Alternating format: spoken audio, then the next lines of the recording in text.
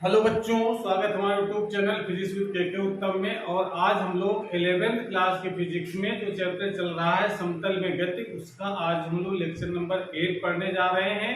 और आज हम लोग प्रक्षेप गति का दूसरा भाग पढ़ेंगे।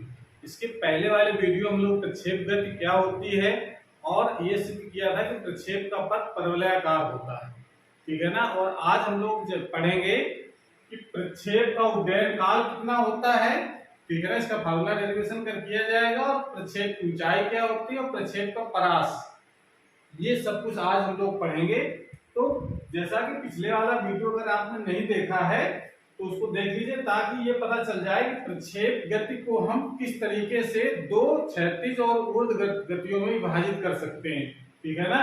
और हम दोबारा भी आपको बताते हैं, जैसे अगर किसी पिंड को अगर यहाँ से फेंका जाए और ये घूम करके यहाँ गिरता है, इस बिंदु का नाम ले लेते हैं O और इस बिंदु का नाम ले लेते हैं हम लोग Q, और ये उच्चतम बिंदु हो गया इसका P, ठीक है। ये इसकी क्षैतिज दूरी हो गई, इसको हम लोग परास कहते हैं, ठीक है। वस्तु को हमने किसी पिंड को U वेग से फेंका इस तरफ, क्षैतिज से उसका कोण बन रहा है थीटा। तो हमने क्या किया था कि इस वेग को दो घटकों में विभाजित किया था। एक इस तरफ था ux यानी x अक्ष की दिशा में यानी क्षैतिज दिशा में, तो इसका मान था घटक u cos थीटा, और इसका ऊर्ध्व घटक था वो uy और इसका मान था u sin थीटा, ठीक है। उच्चतम बिंदु पर जब कोई पिंड पहुंचेगा तो इसका जो क्षैतिज घटक है उसका मान तो कोई चेंजमेंट नहीं आएगा, लेकिन इसका जो ऊर्ध्व वेग है उसका ऊर्ध्वाधर जो घटक है वो शून्य हो जाएगा, ठीक है ना। इस तरीके से था, क्लियर हो गया। ये O से Q तक जाने में जो समय लगता है पिंड को, ये कहलाता है उड्डयन काल यानी टाइम ऑफ फ्लाइट कहते हैं। इसको उड़ान का समय कितना, कितनी देर पिंड हवा में रहा है, इसकी परिभाषा हम लोग क्या लिखेंगे उड्डयन काल की। पिंड को बिंदु O से Q तक पहुंचने में जितना समय लगता है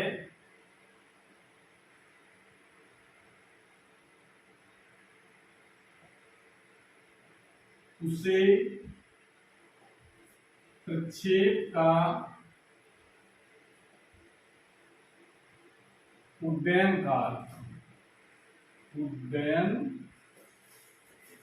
काल उसको कैपिटल T से रिप्रेजेंट कहते हैं, ठीक है। इस तरीके से इसकी परिभाषा हम लोग लिख सकते हैं उड्डयन काल को। उड्डयन काल का मतलब कितनी देर पिंड हवा में रहा, वो समय। अब देखिए इसको समय यहां से यहां तक का समय निकालना है, तो अगर हम ऊर्ध्व वेग, जो ऊर्ध्व वेग का मतलब जो वेग का ऊर्ध्वाधर जो घटक है u sin थीटा, इसका मान जैसे जैसे ऊपर जाएगा उसका मान घटेगा, ठीक है ना। और उच्चतम बिंदु पर पहुंच करके इसका वेग शून्य हो जाएगा, फिर लौट करके यहाँ आएगा तो उसका वेग पुनः फिर u sin थीटा के बराबर हो जाएगा, लेकिन डायरेक्शन चेंज हो जाएगी पहले से, क्लियर हो गया। यहाँ से फेंका जाएगा पिंड इस डायरेक्शन में गिरेगा, तो ये u वेग से ही गिरता है इसीलिए, ठीक है ना।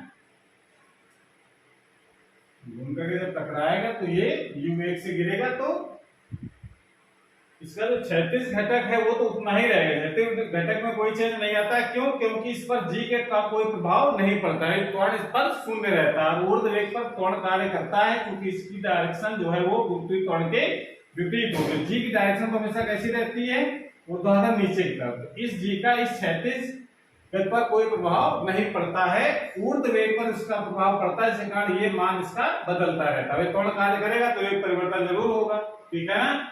तो इस तरीके से अगर हम इसका समय निकालना चाहें तो क्या करें, O से Q तक का विस्थापन निकालना कितना है, ऊर्ध्व विस्थापन कितना होगा। वो वेग ऊर्ध्वाधर गति की बात कर रहे हैं, ऊर्ध्वाधर गति के लिए हमने कहा था कि छह गति को हम दो गतियों में विभाजित करेंगे, क्षैतिज गति और ऊर्ध्व गति। तो ऊर्ध्वाधर गति के लिए देखें इसका जो वेग कितना होगा, प्रारंभिक वेग यानी u का मान किसके बराबर हो जाएगा, ui के बराबर। ui का मान है u sin थीटा,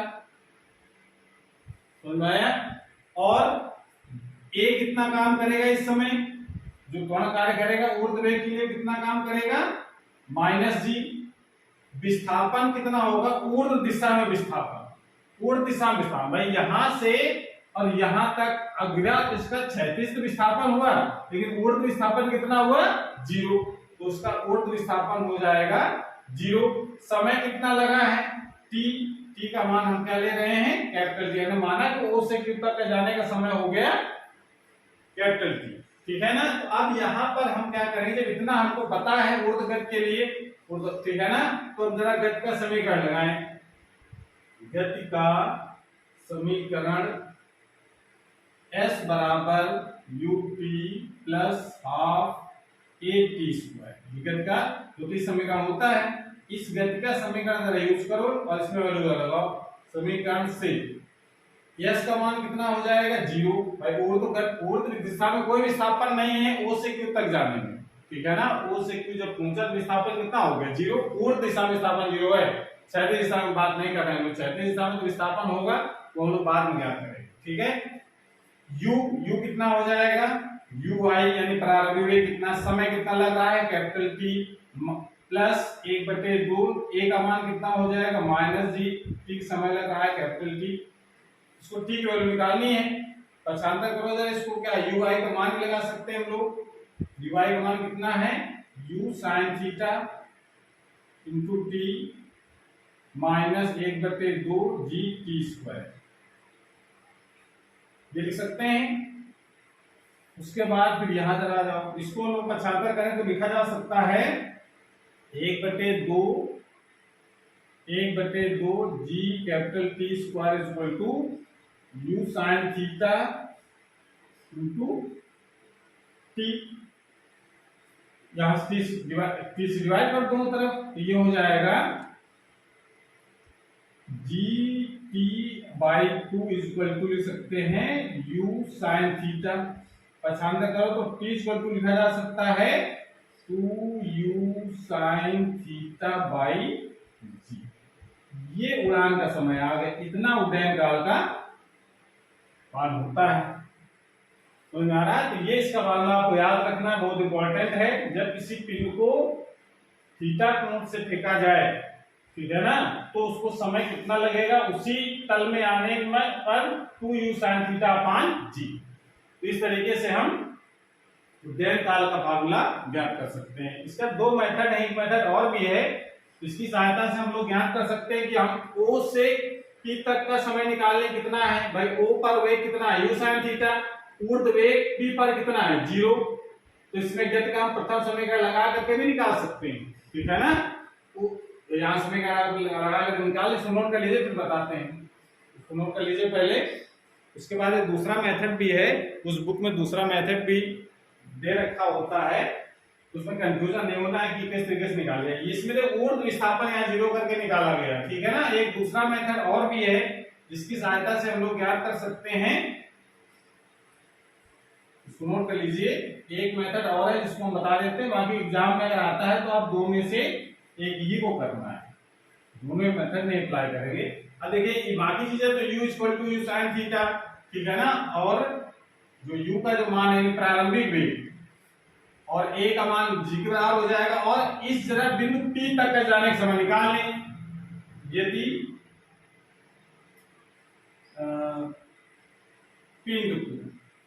पिंड को बिंदु p तक पहुंचने में स्मॉल t समय लगता है, अगर मान लेते हैं लगता है, तो इसका जो v का जो मान होगा अंतिम वेग, यानी इस बिंदु पर ऊर्ध्व वेग की बात करें, ऊर्ध्वाधर वेग की बात हो रही है, ठीक है ना। तो vy का जो मान होगा वो किसके बराबर हो जाएगा 0, यानी जो अंतिम वेग जो होगा v का मान vy बराबर होगा, उसका मान कितना हो जाएगा 0 हो जाएगा। तो जरा गति का प्रथम समीकरण लगाएंगे हम लोग। गति के समीकरण चलिए समीकरण v equal to u plus a t से यहाँ पर जो रखो v की वैल्यू तो क्या हो जाएगी वी वाई, u की वैल्यू हो जाएगी यू वाई। ऊर्ध्वगति की बात हो रही है, ठीक है ना, तो इसलिए ऊर्ध्वाधर गति यानी ऊर्ध्वाधर वेग हम लोग लगाएंगे, प्लस एक जगह हो जाएगा माइनस जी और इंटू टी, समय हम लोग टी मान रहे हैं। तो यहां से वैल्यू रखो इसमें, तो इसका वी वाई की वैल्यू क्या है, जीरो है। वी वाई की वैल्यू कितनी हो रही है ऊर्ध्व बिंदु पर, जीरो। यहां पर हो जाएगा इसका मान है u sin theta minus G T, ये हो जाएगा। तो t इक्वल टू कितना हो जाएगा u sin theta upon g. ये समय हमने क्या कौन सा निकाला है, o से p तक का, और जितना समय o से p का लगेगा उतना ही समय p से q तक का लगेगा। तो o से p q तक पहुंचने में लगा समय कितना हो जाएगा, t इक्वल टू इसको मान लें तो इसका दोगुना हो जाएगा, ठीक है ना, 2t के बराबर आएगा। हमारा t की वैल्यू लगा देंगे हम लोग तो इसका आंसर कितना हो जाएगा, इसका आंसर हो जाएगा, कहाँ लिखते यहाँ पर, यहाँ हो जाएगा t equal to 2u sin theta upon g. ये तभी वही फार्मूला आ गया। तो चाहे ये वाला मेथड अप्लाई करें चाहे इसके पहले वाला मेथड अप्लाई करें, दो में से एक को अप्लाई करके आपको उड्डयन का जो मान है वो हम लोग निकाल सकते हैं, ठीक है ना। उड्डयन काल इस तरीके से ज्ञात कर लेंगे। क्लियर हो गया। तो दो में से कोई एक मेथड आपको अप्लाई करना है, जो आपको आसान लगे उस तरीके से आप कर सकते हैं, ठीक है ना। इसमें हमको ओ से पी तक का समय निकाल करके दो गुना करना पड़ेगा उस, ठीक है ना, इस वाले मेथड जो वर्तमान में दिख रहा है बोर्ड में। और इसके पहले बताया था, हमने क्या बताया था कि ओ से क्यू तक का डायरेक्ट समय निकाल लेंगे, लेकिन क्षैतिज विस्थापन तो रहेगा लेकिन ऊर्ध्व विस्थापन जीरो लेकर के चलेंगे, ठीक है। तो इस तरीके से कर सकते हैं। क्लियर हो गया। नोट कर लीजिए इसको भी, ये और करके आप नोट करेंगे, इसी अथवा वाली विधि है परिभाषा तो सेम है, यहां से अथवा करके दूसरी मेथड हम लोग नोट कर सकते हैं इसको, ठीक है। आप हेडिंग लगाइए प्रक्षेप की ऊंचाई।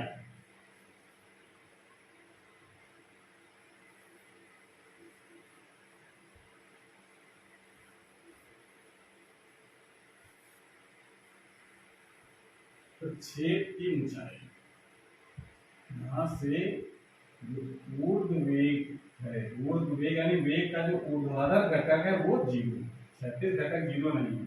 अब यहां पर प्रक्षेप की ऊंचाई, ऊंचाई से तात्पर्य है महत्तम ऊंचाई कितनी है, ठीक है ना, उसको हम ऊंचाई कहेंगे, यानी ये हाइट कितनी है ये हम ज्ञात करेंगे। ऊंचाई तो बहुत सारी है लेकिन महत्तम ऊंचाई की हम लोग बात करेंगे कि प्रक्षेप कितनी ऊंचाई तक जा सकता है, ठीक है ना। तो आगे सकते हैं, किसी प्रक्षेप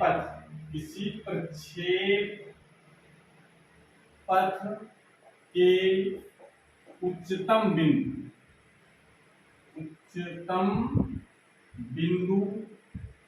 P है ना, उच्चतम बिंदु, किसी प्रक्षेप पथ के उच्चतम बिंदु की ऊर्ध्वाधर ऊंचाई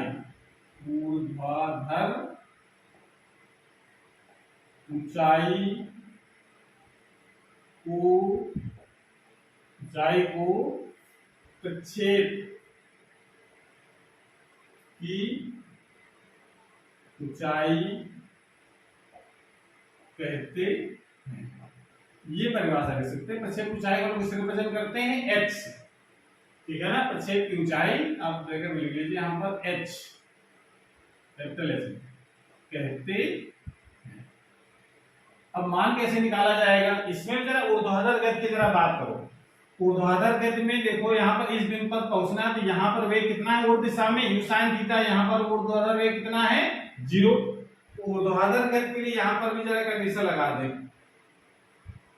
ऊर्ध्वाधर गति के लिए,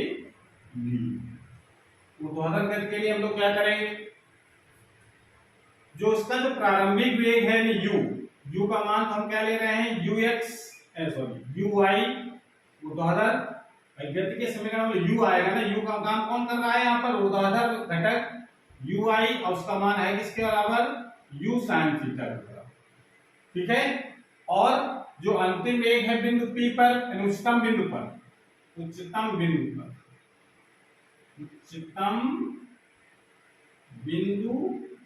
P पर जो अंतिम वेग है यानी ऊर्ध्वाधर वेग वो कितना है, 0। त्वरण कितना कार्य कर रहा है, -g।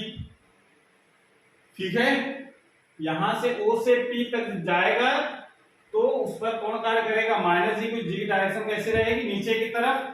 ऊर्ध्व वेग इसका है जो ऊपर किस कारण जा रहा है, u sin थीटा के कारण। ठीक है ना, तो ऊर्ध्वाधर गति जो हो रही है, चूंकि जैसे जैसे आगे जाता है तो दो प्रकार की स्थितियां मिलती है, एक क्षैतिज दिशा में चलता है, ऊर्ध्व दिशा में चलता है। तो ऊर्ध्व दिशा में किसके कारण चलता है, u sin थीटा के कारण। क्षैतिज दिशा में किसके कारण चलता है, u cos थीटा के कारण। तो ऊर्ध्व ऊंचाई निकाल रहे हैं तो ऊर्ध्वाधर वेग हमको लेना पड़ेगा। ऊर्ध्वाधर वेग शुरू में u sin थीटा है और बाद में कितना हो जाता है, 0। तो गति का समीकरण जो होता है v स्क्वायर बराबर u स्क्वायर प्लस 2as से, ये जरा लगाए जो तृतीय समीकरण है गति का। तो v की वैल्यू क्या हो जाएगी, v की वैल्यू हो जाएगी v बाई अंतिम वेग होता है, अंतिम वेग बिंदु P पर कितना है, v by is equal to ये हो जाएगा ui प्रारंभिक वेग प्लस 2a का मान हो जाएगा -g, त्वरण जो कार्य कर रहा है -g, और s विस्थापन कितना है, o से p तक जाने ऊर्ध्वाधर ऊंचाई h। ठीक है, तो उसके बाद फिर यहां आ जाओ इस तरफ, इसको जरा वैल्यू लगाओ। ये वैल्यू तो 0 है, v y की वैल्यू तो 0 हो जाएगी। u y की वैल्यू कितनी है, u sin थीटा। तो u sin थीटा का होल स्क्वायर माइनस हो जाएगा ये 2gh, पक्षांतर करो, h इक्वल टू हो जाएगा u square sin square theta upon 2g। ये जो फार्मूला निकल करके आया है ये ऊर्ध्वाधर ऊंचाई का फार्मूला है, इसको बिल्कुल याद कर लेना है कि अगर किसी पिंड को थीटा कोण से फेंका जाए तो उसकी ऊंचाई जो कितनी ऊंचाई तक जाएगा उसका मान हम लोग h equal to u square sin square theta upon 2g से ज्ञात कर सकते हैं। ठीक है, इसको नोट करिए, प्रक्षेप की ये महत्तम ऊंचाई है। ठीक है ना, तो इसका मतलब है कि h का मान वेग पर तो निर्भर करता है कि जितनी जोर से फेंकेंगे उतनी ज्यादा ऊंचाई तक जाएगा, लेकिन साथ साथ में कोण पर भी निर्भर करता है। वैसे हम चले जाते हैं कि अगर 90 डिग्री पर अगर फेंका जाए तो सबसे ज्यादा ऊंचाई तक जाएगा, क्योंकि h का मान u पर तो निर्भर करता है। u का मतलब जितनी ज्यादा वेग से फेंकेंगे h उतना ही ज्यादा होगा। sin थीटा का मान जितना ज्यादा होगा h का मान उतना ही ज्यादा होगा। sin थीटा का मान सबसे ज्यादा +1 हो सकता है। ठीक है ना, तो +1 यानी sin थीटा का मान +1 होगा, थीटा का मान 90 हो जाएगा। तो sin 90 की वैल्यू 1, तो h का मान सबसे ज्यादा। ठीक है ना, तो h मैक्सिमम कितना होगा, यानी अगर अधिकतम ऊंचाई तक कोई चीज फेंकना है, जैसे हाई जंप के जो खिलाड़ी होते हैं वो अपने शरीर को 90 डिग्री पर उछालते हैं। तो क्यों उछालते हैं 90 डिग्री पर, क्योंकि 90 डिग्री उछालने पर ऊंचाई सबसे ज्यादा होगी। वेग तो मैक्सिमम रखेंगे, अगर वेग नहीं रखेंगे तब चाहे तुम 90 डिग्री उछलो, थोड़ी ऊंचाई पे जाओगे, नीचे आ जाओगे। वेग तो रखना ही है सबसे ज्यादा, लेकिन एंगल भी अगर 90 नहीं रखेंगे तब भी ऊंचाई कम हो जाएगी। ठीक है ना, तो अधिकतम ऊंचाई के लिए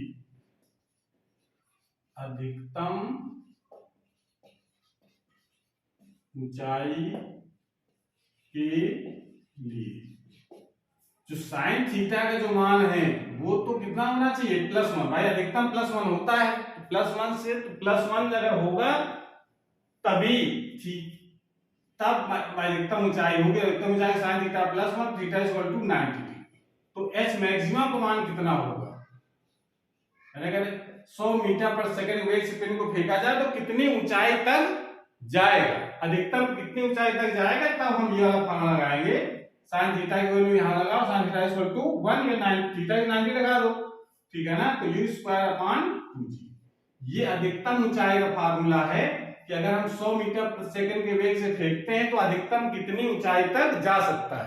तो अधिकतम जाएगा इतना, अगर एंगल कुछ बना दिया उसमें अधिकतम ऊंचाई तक जाएगा u स्क्वायर अपॉन 2g से निकाल लेंगे।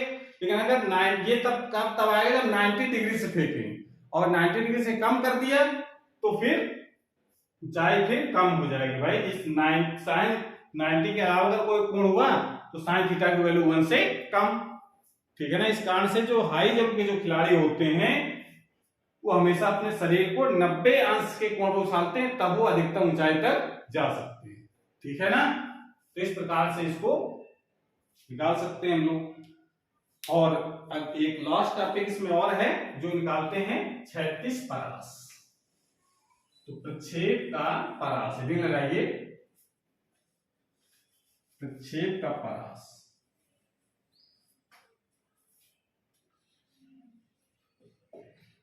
प्रक्षेप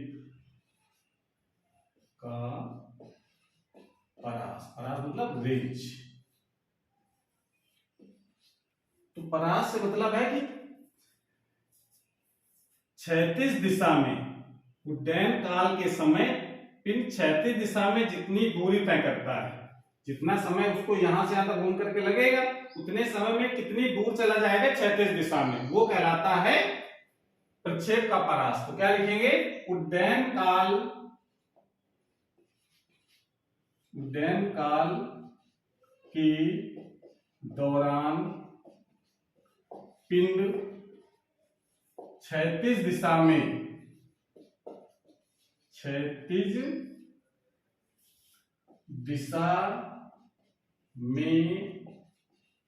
जितनी दूरी तय करता है उसे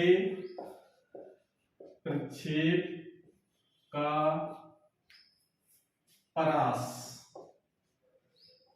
कहते हैं। परास को लोग कैपिटल आर से रिप्रेजेंट करते हैं, रेंज कहते हैं, इसको कहा जाता है, उसे प्रक्षेप का परास कहते हैं, ठीक है। अब कैसे निकाला जाएगा प्रक्षेप का परास? प्रक्षेप का परास निकालने का देखिए एक तरीका ये है कि आप इस दिशा में निकालना है, ये कितनी दूर, अब इसको निकाले क्या, क्षैतिज दिशा में वेग हमको पता है, ठीक है ना, और समय कितना लग रहा है वो सेकंड तक का ये भी पता है। अब क्षैतिज दिशा में वेग जो होता है वो जीप का इसका कोई प्रभाव पड़ता नहीं, थोड़ा शून्य रहता है, तो सीधे सीधे हम लोग चाल बराबर दूरी बटे समय लगा करके दूरी का मान निकाल सकते हैं, ठीक है ना। तो लिख सकते हैं आप क्षैतिज परास में क्षैतिज दिशा में चली गई दूरी, क्षैतिज परास r इक्वल टू हो जाता है ux, क्षैतिज दिशा में वेग, क्षैतिज दिशा में वेग इनटू उड्डयन काल। उड्डयन काल कितना है t, तो यानी दूरी बराबर चाल गुणित समय, ये यूज कर लेंगे हम लोग फार्मूला, ठीक है ना। तो वैल्यू इसमें लगा दो, ux का मान कितना है, u cos theta into t का मान निकाला गया था हम लोगों ने 2u sin theta upon g। इसको जरा सॉल्व करो तो देखो इसको एक आगे आ जाएगा u और 2 sin थीटा cos थीटा, इसको लिख सकते हैं ना 2 sin theta cos theta upon g। तो 2 sin थीटा cos थीटा किसका बराबर हो जाता है, r इसको लिख सकते हैं और u स्क्वायर होगा, एक u एक u स्क्वायर होगा, u स्क्वायर इसको लिख सकते हैं हम लोग sin 2 थीटा अपॉन g। ये जो फार्मूला आ गया है ये कहलाता है क्षैतिज परास। अब देखिए परास भी एंगल पर डिपेंड कर रहा है, परास भी एंगल पर डिपेंड करता है, और एंगल कितना होना चाहिए अधिकतम परास के लिए भाई, sin 2 थीटा की वैल्यू होनी चाहिए +1, भाई sin 2 थीटा की वैल्यू +1 होगी तभी r का मान सबसे ज्यादा आएगा। तो अधिकतम परास के लिए, अधिकतम परास के लिए sin थीटा, यानी यहाँ पर 2 थीटा है तो 2 थीटा का मान +1 होना चाहिए, तो 2 थीटा इक्वल टू कितना हो जाएगा 90, तो थीटा इक्वल टू 45। एकदम परास के लिए कंडीशन है कि अगर एंगल 45 डिग्री रखेंगे तो सबसे दूर गिरेगा, वेग तो ज्यादा रखना है, यानी 45 पर फेंक दिया बस इससे कुछ से गिर जाएगा, ऐसा नहीं है। वेग को तो जितना हो सकता है उतना रखना ही है, लेकिन एंगल रखना है 45, वेग कम रखेंगे, एंगल 45 रखेंगे तब भी दूर नहीं जाएगा। भाई एंगल 45 आपने रखा, वेग कम दिया तो घूम करके ऐसे गिर गया, 45 और वेग कम निकाल लो ऐसे गिर जाएगा। लेकिन जितनी ज्यादा जोर से फेंकेंगे, जितनी ज्यादा वेग से फेंकेंगे, एंगल 45 रखेंगे तो ये दूर गिरेगा ऐसे। समझ में आ रहा है? तो एंगल 45 रखने के साथ साथ में वेग को भी ज्यादा रखना है। समान वेग के लिए एंगल अगर कम ज्यादा है तब तो परास कम ज्यादा हो जाएगा, ठीक है ना। ऐसे अगर एंगल अगर 45 है, वेग कम ज्यादा है, तब भी परास कम ज्यादा हो जाएगा। अधिकतम अगर परास अगर ज्ञात करना है एक निश्चित मान के लिए कि हमको 50 मीटर पर सेकंड वेग से फेंकना है, तो किस एंगल से फेंकेंगे सबसे दूर गिरे, तो कितने एंगल से फेंकना पड़ेगा? 45, ठीक है ना। अगर हम 50 मीटर पर वेग फेंक रहे हैं और 30 फेंक दिया तो फिर पहले ही गिर जाएगा वो, फिर दूर नहीं जाएगा, ठीक है ना। तो ये ध्यान रखना है। तभी जो लॉन्ग जंप के जो खिलाड़ी होते हैं या, ठीक है ना, तो वो अपने शरीर को 45 अंश के डिग्री पर उछालते हैं, समझ आ रहा है। तो इस तरीके से आपको ध्यान रखना है कि अगर किसी पिन को दूर अगर फेंकना है तो आपको एंगल 45 रखना पड़ेगा। तो अधिकतम परास होगा कितना, आर मैक्सिमम कितना हो जाएगा? आर मैक्सिमम हो जाएगा 45। रखो यहाँ पर, तो साइन 2 थीटा 90 हो जाएगा, साइन 91, तो क्या बचेगा? u square upon g. ये अधिकतम परास फार्मूला अगर 45 है तो इस फार्मूले से हम अधिकतम दूरी ज्ञात कर सकते हैं, ठीक है। तो इस तरीके से हम प्रक्षेप का परास निकाला जा सकता है। अगर इसमें देखिए एक और चीज है, वो हम आपको और बताएंगे महत्वपूर्ण, ठीक है। इसको नोट कर लीजिए पहले।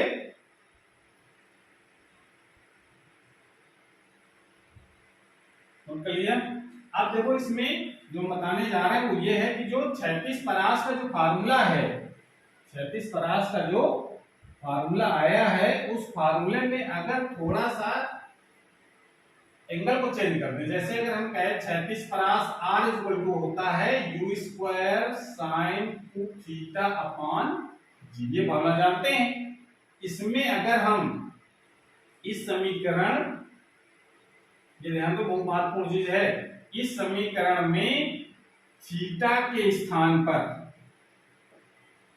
इस समीकरण में इसको डालिए, कोई एक डाल दो, समीकरण इस समीकरण में थीटा के स्थान पर 90 माइनस थीटा रखने पर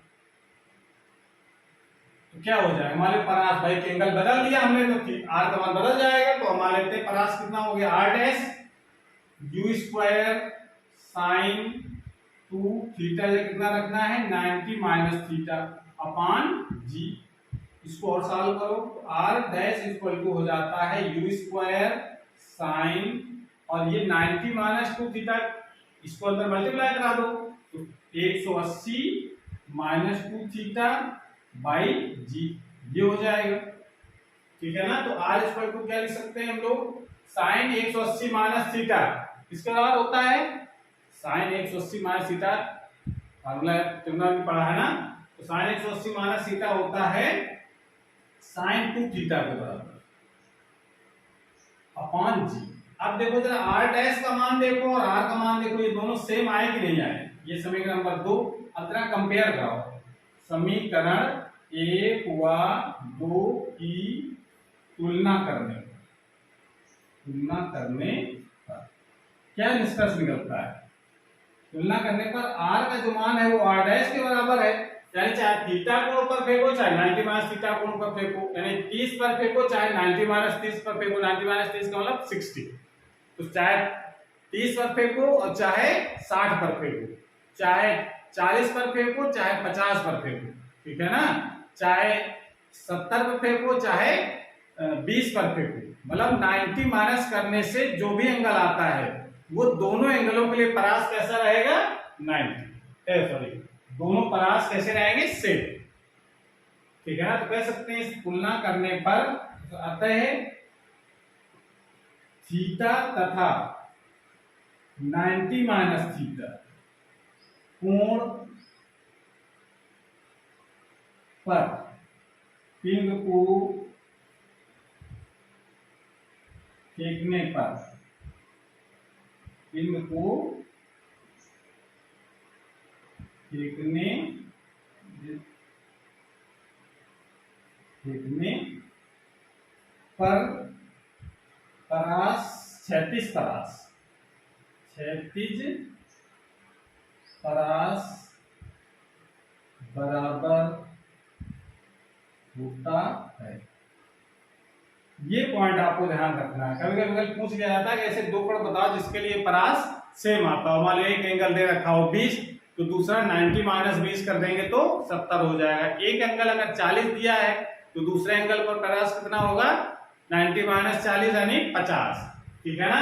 तो इन दोनों एंगलों के लिए परास सेम आएगा, लेकिन हाइट अलग अलग आएगी। जैसे अगर हम पिंड को कोई फेंकना चाहे, अगर हम कहते हैं पिंड को 30 अंश के कोण फेंका जाए तो पिंड यहीं पर गिरेगा, और अगर 90 माइनस 60 तो 60 पर फेंकोगे तब भी परास सेम आएगा। यानी ये 60 अंश होगा तब भी परास सेम, लेकिन हाइट में अंतर आएगा। हाइट जितने एंगल ज्यादा फेंकोगे हाइट उसकी उतनी ही ज्यादा हो जाएगी, मैक्सिमम है। ठीक है ना। तो ये चेंज आएगा। अगर किसी पिंड को अगर हम 20 डिग्री पर फेंकते हैं तो 20 पर फेंकोगे तो ये ऐसे गिर जाएगा। ठीक है ना। अगर 90 माइनस 20 फेंकोगे यानी 70 डिग्री पर फेंकोगे, मान लो 20 पर फेंका, 70 पर फेंकोगे तो भी परास वही आएगी। ये जो रेंज होगी वो सेम आएगी, हाइट में अंतर आ जाएगा। ये हाइट और ये हाइट में अंतर आएगा। ठीक है ना। तो परास सेम हो सकता है 90 माइनस करने से, लेकिन हाइट में अंतर जरूर आ जाएगा। लेकिन अगर 45 पर फेंक देंगे, ये एंगल 45 फेंकेंगे तो ये सबसे दूर गिरेगा। ये मैक्सिमम रेंज होगी, आर मैक्सिमम। शर्त कि वेग सब में सेम, वेग कांस्टेंट रखते हुए है। ठीक है ना। तो ये चीज का ध्यान रखेंगे। वेग को ज्यादा रखते हुए अगर 45 अंश को फेंकते हैं तो वो सबसे दूर गिरता है। तो इस तरीके से ये पॉइंट आपको ध्यान रखना है कि दो ऐसे कोण होते हैं, एक थीटा एक 90 माइनस थीटा। ये दो ऐसे कोण हैं जिन पर फेंकने में परास सेम आता है। ठीक है। तो इसको नोट कर लीजिए। तो अगर ये वीडियो अच्छा लगा हो तो इसको लाइक करें, अपने दोस्तों को शेयर करें, और चैनल अभी तक सब्सक्राइब नहीं किया है चैनल को सब्सक्राइब करें, जिससे नए जो वीडियो अपलोड हो उसी नोटिफिकेशन आपके पास सबसे पहले पहुंचे। ट्राई करते रहिए। Thank you.